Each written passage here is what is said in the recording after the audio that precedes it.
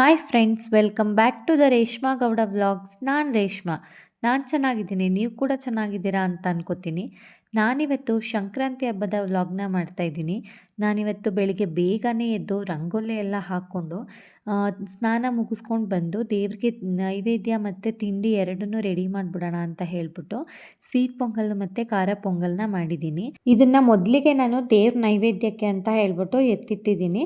ಹಾಗೆಯೇ ಮನೆಯಲ್ಲಿ ಹಸುಗಳಿದ್ರೆ ಅದಕ್ಕೂ ಕೂಡ ನಾವು ಮನೆಯಲ್ಲಿ ಏನು ಅಡುಗೆ ಮಾಡಿರ್ತೀವಿ ಅದನ್ನು ಸಂಜೆನಲ್ಲಿ ಕೊಡ್ತೀವಿ. ಹಾಗೆಯೇ ನಾನು ಏನು ಮಾಡಿದ್ದೀನಿ ಅದನ್ನೆಲ್ಲನೂ ಒಂದೊಂದು ಬಟ್ಲಲ್ಲಿ ಎತ್ತಿಟ್ಕೋತಾ ಇದ್ದೆ.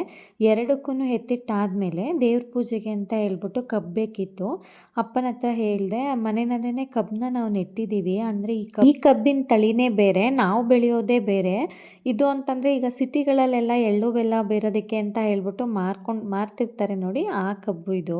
ಹೋದ ವರ್ಷ ನಮ್ಮ ಅಪ್ಪನ ಫ್ರೆಂಡ್ ಒಬ್ಬರು ಇದನ್ನು ಒಂದು ಗಿಣ್ಣಷ್ಟನ್ನ ಸಂಕ್ರಾಂತಿ ಹಬ್ಬದ ಎಳ್ಳು ಬೆಲ್ಲ ಜೊತೆ ತಂದುಕೊಟ್ಟಿದ್ರು. ನೆಟ್ಟಿ ಇದನ್ನು ಮುಂದಿನ ಸಾರಿಗೆ ನೀವು ಇದನ್ನೇ ಕೊಡಿ ಅಂತ ಹೇಳ್ಬಿಟ್ಟು ಅಪ್ಪ ಅದನ್ನೇ ತೊಗೊಂಡೋಗಿ ನೆಟ್ಟು ನೋಡಿ ಇಷ್ಟು ದೊಡ್ಡದಾಗಿ ಬೆಳೆಸಿದ್ದಾರೆ. ಒಂದು 3 ಕಬ್ಬು ಬಂದಿದೆ. ಹೋದ ವರ್ಷ ಒಂದೇ ಒಂದು ಗಿಣ್ಣು ನೆಟ್ಟಿದ್ದಕ್ಕೆ 3 ಕಬ್ಬು ಬಂದಿದೆ. ಕೆಳಗಡೆ ಪೈರುಗಳೆಲ್ಲ ಇದ್ದಾವೆ, ಅದು ಮುಂದಿನ ವರ್ಷದಷ್ಟೊತ್ತಿಗೆ ಮತ್ತೆ ಇಷ್ಟು ದೊಡ್ಡ ಕಬ್ಬುಗಳೇ ಆಗಿರುತ್ತೆ. ಈಗ ನಮಗೆ 3 ಕಪ್ ಸಿಕ್ತು, ಅದನ್ನು ಕಡ್ಕೊಂಡು ತೊಗೊಂಡು ಬಂದರು ಅಪ್ಪ. ನಾನು ದೇವ್ರ ಪೂಜೆಗೆ ಮತ್ತು ಹಸುಗೆ ಎಲ್ಲದಕ್ಕೂ ಎತ್ತಿಟ್ಬಿಟ್ಟು ಎಳ್ಳು ಬೀರೋದಕ್ಕೆ ಅಂತ ಕೂಡ ರೆಡಿ ಮಾಡಿ ಇಟ್ಕೊಂಡಿದ್ದೀನಿ ಅದನ್ನು.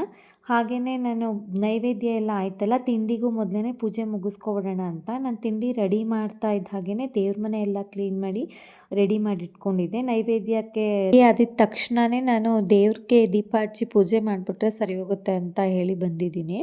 ಯಾಕೆ ಅಂತಂದರೆ ತಿಂಡಿಗೂ ಮೊದಲೇ ದೇವ್ರ ಪೂಜೆ ಆಗಿಬಿಟ್ರೆ ಒಂಥರ ಮನಸ್ಸಿಗೆ ನೆಮ್ಮದಿ. ಎಂಜಲೆಲ್ಲ ಆಗೋಕ್ಕೂ ಮೊದಲೇ ದೇವ್ರ ಪೂಜೆ ಮಾಡಿದ ಹಾಗೆ ಅನಿಸುತ್ತೆ. ಅದಕ್ಕೋಸ್ಕರನೇ ನಾನು ಮೊದಲಿಗೆ ದೇವ್ರ ಪೂಜೆ ಮಾಡ್ಕೋತಿದ್ದೀನಿ, ಆಮೇಲೆ ಎಲ್ಲರಿಗೂ ತಿಂಡಿ ಬಡಿಸ್ಕೊಟ್ಟೆ. ಹಾಗೆ ಸಂಕ್ರಾಂತಿ ಹಬ್ಬ ಆಗಿರೋದ್ರಿಂದ ಎಷ್ಟು ವಿಶೇಷವಾಗಿರುತ್ತೆ ಅಂತಂದರೆ ಮನೆಯಲ್ಲಿ ಹಬ್ಬ ಅಂದ್ರೇ ಹಾಗಲ್ವ, ಸಂಭ್ರಮ ತುಂಬಿರುತ್ತೆ. ತಿಂಡಿ ಎಲ್ಲ ತಿಂದಾದ್ಮೇಲೆ ನಾನು ಹಬ್ಬದ ಕೆಲಸಗಳನ್ನ ಶುರು ಮಾಡ್ಕೊಳ್ಳೋಣ ಅಂತ ಹೇಳ್ಬಿಟ್ಟು ಪೂಜೆನೂ ಆಯಿತು, ತಿಂಡಿನೂ ಆಯಿತು. ಹಾಗೆ ಅಪ್ಪ ಕೂಡ ಸ್ವಲ್ಪ ಫ್ರೀಯಾಗಿದ್ದರು. ಎಳ್ಳು ಬೆಲ್ಲ ಎಲ್ಲನೂ ಪ್ಯಾಕ್ ಮಾಡಿ ಕೊಟ್ಬಿಡ್ತೀನಿ ಕೊಡು ಅಂತ ಹೇಳಿದ್ರು. ಹಾಗೆಯೇ ಕೊಟ್ಟೆ ನೋಡಿ, ಎಲ್ಲನೂ ಪ್ಯಾಕ್ ಮಾಡಿ ರೆಡಿ ಮಾಡಿ ಇಡ್ತಿದ್ದಾರೆ. ಬಾಳೆಹಣ್ಣು, ವೀಳ್ಯದೆಲೆ ಎಲ್ಲನೂ ತಂದಿಟ್ಬಿಟ್ರೆ ಮಕ್ಕಳಿಗೆ ಸರಿ ಹೋಗುತ್ತೆ ಅಂತ ಹೇಳ್ಬಿಟ್ಟು ಆ ರೀತಿ ಮಾಡ್ತಿದ್ದೀವಿ ನೋಡಿ. ಇಬ್ರಿಗೂ ಈ ಮಧ್ಯ ಹೋಗಿ ನಾನು ರೆಡಿ ಮಾಡಿಕೊಟ್ಬಿಟ್ಟು ಬಂದಿದ್ದೆ. ರೆಡಿಯಾಗಿ ಕೆಳಗಡೆ ಬರ್ತಿದ್ದಾರೆ. ಸಂಕ್ರಾಂತಿ ಹಬ್ಬ ಅಂದರೆ ಹೆಣ್ಮಕ್ಳಿಗೆ ಎಷ್ಟೊಂದು ಖುಷಿ ನೋಡಿ, ಎಷ್ಟು ಚೆನ್ನಾಗಿ ರೆಡಿಯಾಗಿ ಬಂದಿದ್ದಾರೆ. ಬಂದಿದ್ದ ತಕ್ಷಣ ಅವರು ಕೂಡ ದೇವ್ರಿಗೆಲ್ಲ ಪೂಜೆ ಮಾಡಿಬಿಟ್ಟು ಎಳ್ಳು ಬೆಲ್ಲ ತೊಗೊಂಡೋಗೋಕ್ಕೆ ಅಂತ ರೆಡಿ ಆಗ್ತಿದ್ರು. ನಾನು ಆ ಮಧ್ಯದಲ್ಲೇ ಮಧ್ಯಾಹ್ನದ ಅಡುಗೆ ಕೂಡ ರೆಡಿ ಮಾಡ್ತಾ ಇದ್ದೆ. ಹಾಗೆ ನೋಡಿ ಅಪ್ಪ ಎಳ್ಳು ಬೆಲ್ಲ ಎಲ್ಲ ಪ್ಯಾಕ್ ಮಾಡಿ ಹೇಗೆ ಜೋಡಿಸಿಟ್ಟಿದ್ದಾರೆ ಅಂತ. ಹಾಗೆ ಬಾಳೆಹಣ್ಣು ಎಲ್ಲ ಒಂದೊಂದು ಸಿಂಗಲ್ ಬೇಕಿತ್ತಲ್ಲ, ಅದನ್ನೆಲ್ಲ ತೆಗೆದಿಟ್ಟು ಎಳ್ಳು ಬೆಲ್ಲ, ಅಡಿಕೆ ಎಲೆ ಎಲ್ಲನೂ ಒಂದು ಕಡೆ ಜೋಡಿಸಿದ್ದಾಗಿದೆ. ಅಂದರೆ ಮಧ್ಯಾಹ್ನದ ಊಟ ರೆಡಿ ಮಾಡಿಬಿಟ್ರೆ ಫಸ್ಟು ಊಟ ಮುಗಿಸ್ಕೊಂಡ್ಬಿಟ್ರೆ ಮಕ್ಕಳು ಎಲ್ಲರೂ ಎಳ್ಳು ಬೆಲ್ಲ ಹೋಗೋದಕ್ಕೆ ಸರಿ ಹೋಗುತ್ತೆ ಅಂತ ಹೇಳ್ಬಿಟ್ಟು ನಾನು ಹುಡುಗರನ್ನಿಬ್ಬರನ್ನೇ ಕಳಿಸಲ್ಲ. ಅಪ್ಪ ಹೋಗ್ತಾರೆ, ಇಲ್ಲ ಅಮ್ಮ ಹೋಗ್ತಾರೆ ಜೊತೆಯಲ್ಲಿ. ಸೊ ಅದಕ್ಕೆ ಅಂತ ಹೇಳ್ಬಿಟ್ಟು ಊಟ ಕೊಟ್ಬಿಡೋಣ ಫಸ್ಟು ಅಂತ ಅಂದ್ಬಿಟ್ಟು ಅಡುಗೆ ರೆಡಿಯಾಗಿತ್ತು ನೋಡಿ. ಮನೆಯಲ್ಲಿ ಇವತ್ತು ಮಧ್ಯಾಹ್ನಕ್ಕೆ ರೈಸು ಮತ್ತು ವಡೆ ಮಾಡ್ಕೊಂಡಿದ್ದೆ. ವಡೆ ಇಟ್ಟು ನೋಡಿ ಇಷ್ಟು ರೆಡಿ ಮಾಡಿದ್ದೀನಿ. ಹಾಗೆ ವಡೆ ಕೂಡ ಬೇಯಿಸ್ತಾ ಇದ್ದೆ. ನಮ್ಮದು ಕಡಲೆಕಾಯಿ ಎಣ್ಣೆ ಆಗಿರೋದ್ರಿಂದ ಇದೇ ರೀತಿ ನೊರೆ ಬರುತ್ತೆ. ಮತ್ತು ತರಕಾರಿ ಸಾಂಬಾರು ಮಾಡಿದ್ದೆ. ಹಸಿ ತೊಗರಿಕಾಳಿತ್ತು ಮನೆಯಲ್ಲೇ, ಅದನ್ನು ಹಾಕಿ ತರಕಾರಿ ಸಾಂಬಾರು ಮಾಡಿಬಿಟ್ಟು ಹಾಗೆ ಸ್ವಲ್ಪ ಬಜ್ಜಿ ಕೂಡ ಮಾಡೋಣ ವಡೆ ಜೊತೆ ಅಂತ ಹೇಳ್ಬಿಟ್ಟು ಬಜ್ಜಿನೂ ಮಾಡಿದ್ದೆ. ಎಲ್ಲರದ್ದು ಮಧ್ಯಾಹ್ನದ ಊಟ ಆಯಿತು. ಅಪ್ಪನಿಗೆಲ್ಲ ಬಡಿಸ್ಕೊಟ್ಟೆ. ಅಪ್ಪ, ಅಮ್ಮ, ಅವರು, ಮಕ್ಕಳು ಎಲ್ಲರೂ ತಿಂದಿದ್ದು. ನನ್ನ ಮಕ್ಕಳು ಹಾಕ್ಕೊಂಡಿರುವಂಥ ಡ್ರೆಸ್ನ ನಾನೇ ಸ್ಟಿಚ್ ಮಾಡಿರೋದು. ಆಗಲೇ 2:30-3 ಗಂಟೆ ಆಗಿಬಿಟ್ಟಿತ್ತು. ಇನ್ನು ಎಳ್ಳು ಬೀರೋದಕ್ಕೆ ಊರೊಳಗಡೆ ಎಲ್ಲ ಹೋಗ್ಬೇಕಲ್ಲ ಅಂತ ಹೇಳ್ಬಿಟ್ಟು ರೆಡಿ ಮಾಡಿದ್ವಿ ನೋಡಿ. ಎಳ್ಳು ಪ್ಯಾಕೆಟ್ ಮೇಲೆ ಈ ರೀತಿ ಬರ್ಸಿದ್ವಿ, ಒಂದು ಸಂದೇಶ ಬರೆಸ್ಬಿಟ್ಟು ಅದ್ರ ಜೊತೆ ಮಕ್ಕಳ ಹೆಸರುಗಳನ್ನ ಪ್ರಿಂಟ್ ಹಾಕ್ಸಿದ್ವಿ.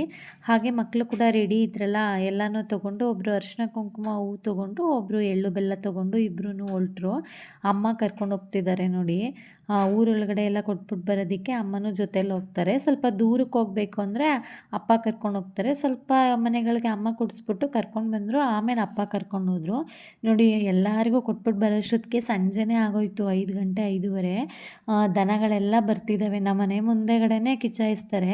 ಅಲ್ಲಿ ತರಗೆಲ್ಲ ಹಾಕಿದ್ದಾರೆ ನೋಡಿ. ಮನೆ ಬಾಗಿಲೇನೆ ಇದು, ನಮ್ಮ ಮನೆ ಗೇಟ್ ಮುಂದೆಗಡೆ ಹೋಗ್ತಿರೋದು ದನಗಳು. ಎಲ್ಲ ದನಗಳು ಹೋಗ್ಬಿಟ್ಟು ಊರಿಂದ ತುದಿನಲ್ಲಿ ಒಂದು ದೇವಸ್ಥಾನ ಇದೆ, ಈಶ್ವರನ ದೇವಸ್ಥಾನ. ಅಲ್ಲಿಗೆ ಹೋಗಿ ಅಲ್ಲಿ ಮೊದಲು ದೇವ್ರಿಗೆ ಪೂಜೆ ಮುಗಿಸ್ಕೊಂಡು ಅಲ್ಲಿಂದ ದನಗಳು ಬಂದು ಕಿಚ್ಚಾಯಿಸ್ತಾರೆ. ನೋಡಿ ಅಲ್ಲಿ ದನಗಳು ಕರ್ಕೊಂಡು ಹೋಗಿರೋ ಹತ್ರನೂ ಹೋಗಿದ್ವಿ ನಾವು. ನೋಡಿ ಕುರಿಗೆಲ್ಲ ಪೀಪಿ ಕಟ್ಟಿ ಎಷ್ಟು ಚೆನ್ನಾಗಿ ರೆಡಿ ಮಾಡಿದ್ದಾರೆ.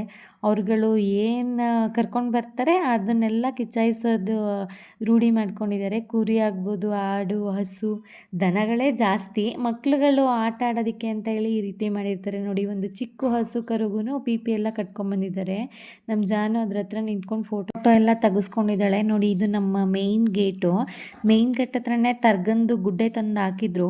ಅದನ್ನು ಎಲ್ಲ ಕಡೆಗೂ ನೀಟಾಗಿ ಲೈನ್ಗೆ ಹಾಕ್ತಿದ್ದಾರೆ. ರೋಡಲ್ಲಿ ಒಂದು 4 ಕಡೆ ಹಾಕಿರ್ತಾರೆ ನಮ್ಮನೆ ಮುಂದೆಗಡೆ. ಅಲ್ಲಿ ದೂರ ಕಾಣಿಸ್ತಿದೆ ನೋಡಿ, ಅದು ಈಶ್ವರನ ದೇವಸ್ಥಾನ. ಅಲ್ಲಿ ಸ್ವಲ್ಪ ದನಗಳಿರುತ್ತೆ, ಹಳ್ಳಿಕಟ್ಟೆ ಹತ್ರ ಸ್ವಲ್ಪ ದನಗಳಿರುತ್ತೆ. 2 ಭಾಗ ಮಾಡಿಬಿಟ್ಟು ಅವರು ಕಿಚ್ಚಾಯಿಸ್ತಾರೆ. ಇಲ್ಲಿ ನೋಡಿ, ಇಲ್ಲಿ ಸಂಜೆ ಆಯ್ತಲ್ಲ, ಇನ್ನು ರೆಡಿ ಮಾಡಬೇಕು ಅಂದ್ಬಿಟ್ಟು ದನಗಳಿಗೆಲ್ಲ ಪೂಜೆ ಮಾಡ್ತಿದ್ದಾರೆ. ಅಲ್ಲೇ ಸಂಕ್ರಮಣನೂ ಮಾಡಿದ್ದಾರೆ. ಅಲ್ಲೇ ದನಗಳಿಗೆಲ್ಲ ಪೂಜೆ ಮಾಡಿಬಿಟ್ಟು ಈ ರೀತಿ ತರಗ್ನ ರಸ್ತೆನಲ್ಲಿ ನೀಟಾಗಿ ಹರಡ್ಬಿಟ್ಟು ಬೆಂಕಿ ಹಚ್ಚಿದ್ರೆ ದನಗಳೆಲ್ಲ ಬರುತ್ತೆ. ಇನ್ನೇನು ನೋಡಿ ಬೆಂಕಿ ಹಚ್ಚೇ ಬಿಟ್ಟರು. ಹಚ್ಚುತ್ತಾ ಇದ್ದಾಗೆ ಅದು ಇನ್ನೂ ಹತ್ಕೊಂಡೇ ಇರಲಿಲ್ಲ. ಜನಗಳಿಗೆ ಆ ಥರ ನೋಡಿ, ಅಷ್ಟು ಬೇಗ ದನನ ಕರ್ಕೊಂಡೇ ಬಂದುಬಿಟ್ರು. ಇನ್ನು ಸ್ವಲ್ಪನೇ ಇದ್ದಿದ್ದು ನೋಡಿ. ಅದಾದಮೇಲೆ ಇನ್ನು ಮಿಕ್ಕಿದ ದನಗಳೆಲ್ಲ ಬರ್ತಾ ಇದ್ದಾವೆ. ಎಷ್ಟು ಚೆನ್ನಾಗಿ ಕಾಣಿಸುತ್ತೆ ಸಂಜೆ ಟೈಮಲ್ಲಿ. ಅದು ಈ ರೀತಿ ಒಂದು ಹಬ್ಬನ ಆಚರಿಸೋದು ಎಷ್ಟು ಖುಷಿ ಅಂತಂದರೆ, ನಮಗಂತೂ ಈ ಖುಷಿ ಹೇಳ್ಕೊಳಕ್ಕಾಗಲ್ಲ ನೋಡಿ. ಉದ್ದಕ್ಕೂ ಎಷ್ಟು ಚೆನ್ನಾಗಿ ಹೋಗ್ತಿದ್ದಾವೆ. ಅಲ್ಲಿ ಆ ಕಡೆನೂ ಹಾಕಿದ್ದಾರೆ. ಅಲ್ಲಿಂದ ಬಂದಿದ್ದ ದನಗಳು ಇಲ್ಲಿ ಕಿಚ್ಚಾಯಿಸ್ಕೊಂಡು ಮುಂದಕ್ಕೆ ಹೋಗ್ತವೆ. ಹಾಗೆ ನಮ್ಮೂರಲ್ಲಿ ಒಂದು 3 ಕಡೆ ಹಾಕ್ಬೋದೇನೋ, ಬೇರೆ ಕಡೆನೂ ಹಾಕ್ತಾರೆ. ಇದು ನಮ್ಮ ಮನೆ ಮುಂದೆಗಡೆನೇ ನಡೆಯುವಂಥದ್ದು ನೋಡಿ. ಅಲ್ಲಿ ಹಿಂದೆಯಿಂದ ಬಂದಿದ್ದ ದನಗಳು ಇಲ್ಲೂ ಕಿಚ್ಚಾಯಿಸ್ಕೊಂಡು ಮುಂದಕ್ಕೆ ಹೋಗ್ತಿದ್ದಾವೆ. ಎಷ್ಟು ಚೆನ್ನಾಗಿ ಮಕ್ಕಳು, ದೊಡ್ಡವರು ಎಲ್ಲರೂ ಏನು ಭಯ ಇಲ್ಲದೇ ಬೆಂಕಿ ಹಾರ್ತಾರೆ. ಎಷ್ಟು ಚೆನ್ನಾಗಿದೆ. ಅಲ್ಲಿ ನೋಡಿ, ಗಿಲ್ಲಿ ಫೋಟೋ ಹಾಕ್ಕೊಂಡು ಬಂದಿದ್ದಾರೆ ದನಕ್ಕೆ. 2 ದನಕ್ಕೆ ಈ ರೀತಿ ಗಿಲ್ಲಿ ಫೋಟೋನೇ ಹಾಕ್ಕೊಂಡು ಬಂದಿದ್ರು ನೋಡಿ. ಇದು ಬಲೂನ್ಸ್ ಕಟ್ಕೊಂಡು ಬರ್ತಿದೆ ನೋಡಿ. ನಮ್ಮ ಜಾನು ಫೋಟೋ ತೆಗೆಸ್ಕೊಂಡಿದ್ಲಲ್ಲ ಆ ಕರು, ಅದ್ರ ಜೊತೆಯಲ್ಲೇ ಇನ್ನು ದನಗಳೆಲ್ಲ ಬಂದವು. ಎಷ್ಟು ಚೆನ್ನಾಗಿತ್ತು ನೋಡಿ. ಸಂಕ್ರಾಂತಿ ಹಬ್ಬ ಅಂದರೆ ಹೀಗೇನೆ ನೋಡಿ. ನಮ್ಮ ಮನೆಯಲ್ಲೂ 2 ಹಸು ಕರುಗಳನ್ನ ಸಾಕಿದ್ದೀವಿ ನೋಡಿ. ಇದು ಒಂದು ಸ್ವಲ್ಪ ದೊಡ್ಡದಾಗಿದೆ, ಆ ಕಡೆ ಇರೋದು ಸ್ವಲ್ಪ ಚಿಕ್ಕದು. ಅವಕ್ಕೂ ಕೂಡ ಬೆಳಿಗ್ಗೆನೆ ಪೂಜೆ ಎಲ್ಲ ಮಾಡಿದ್ವಿ. ಆದರೆ ನೈವೇದ್ಯ ಏನು ಕೊಟ್ಟಿರಲಿಲ್ಲ. ಅಂದರೆ ನಾವು ಮಾಡಿರೋ ಅಡುಗೆ ಎಲ್ಲ ಎತ್ತಿಟ್ಟಿದ್ದೀನಿ ಹಸು ಕರುಗಳಿಗೆ ಅಂತ ಹೇಳಿದ್ನಲ್ಲ, ಅದೇನೇ ಇದು. ಎಲ್ಲ ಇದು ಇದೆ. ಸಿಹಿ ಪೊಂಗಲ್ಲು, ಖಾರ ಪೊಂಗಲ್ಲು, ಅನ್ನ, ಸಾಂಬಾರು, ವಡೆ ಮತ್ತು ಬಾಳೆಹಣ್ಣು ಎಲ್ಲ ಇದೆ. ನಾವು ಕಿಚ್ಚಾಯಿಸಿದ ಮೇಲೆ ಕರುಗಳಿಗೆ ಈ ರೀತಿ ತಿನ್ನಿಸ್ತೀವಿ. ದೊಡ್ಡ ಹಸುಗಳಿದ್ರೆ ಅದು ಹಸುಗಳು, ಕರುಗಳಿದ್ರೆ ಕರುಗಳು. ದನಗಳನ್ನು ಮಾತ್ರ ನಾವು ಕರ್ಕೊಂಡೋಗಿ ಕಿಚ್ಚಾಯಿಸ್ಕೊಂಡು ಬರೋದು. ಅಂದರೆ ಬೇರೆಯವರು ಹಸುಗಳು, ಕರುಗಳನ್ನೂ ಕರ್ಕೊಂಡು ಹೋಗ್ತಾರೆ. ನಾವು ಆ ಥರ ಏನು ಕರ್ಕೊಂಡು ಹೋಗೋಕ್ಕೆ ಹೋಗಲ್ಲ ನೋಡಿ. ಇದು ಹಸುಗಳದೇ ಹಬ್ಬ ಆಗಿರೋದ್ರಿಂದ ಮನೇಲಿ ಮಾಡಿರೋ ಆಹಾರನ ಅದಕ್ಕೂ ಕೊಡೋದು ಒಂದು ಪದ್ಧತಿ ನೋಡಿ. ಹಸು ಎಷ್ಟು ಚೆನ್ನಾಗಿ ಬಾಳೆಹಣ್ಣು, ನಾವು ಕೊಟ್ಟಿರೋ ಆಹಾರ ಎಲ್ಲನೂ ಎಷ್ಟು ಚೆನ್ನಾಗಿ ತಿನ್ಕೋತಾ ಇದೆ. ನಾವು ಒಬ್ಬರೇ ಅಲ್ಲ, ನಮ್ಮ ಹಳ್ಳಿನಲ್ಲಿ ಎಲ್ಲರೂ ಅಷ್ಟೇ. ಅವ್ರ ಮನೇಲಿ ಹಸುಗಳು, ದನಗಳು ಅದಕ್ಕೂ ಇದೇ ರೀತಿನಲ್ಲೇ ಪ್ರಸಾದನ ಕೊಡ್ತಾರೆ ನೋಡಿ. ಎಷ್ಟು ಚೆನ್ನಾಗಿ ತಿನ್ಕೋತಾ ಇದೆ. ಸೊ ಇದಾಗಿತ್ತು ಇವತ್ತಿನ ಸಂಕ್ರಾಂತಿ ಹಬ್ಬದ ವ್ಲಾಗ್. ಇಷ್ಟ ಆದರೆ ಲೈಕ್ ಮಾಡಿ, ಶೇರ್ ಮಾಡಿ, ಸಬ್ಸ್ಕ್ರೈಬ್ ಮಾಡೋದನ್ನು ಮರಿಬೇಡಿ. Thank you all.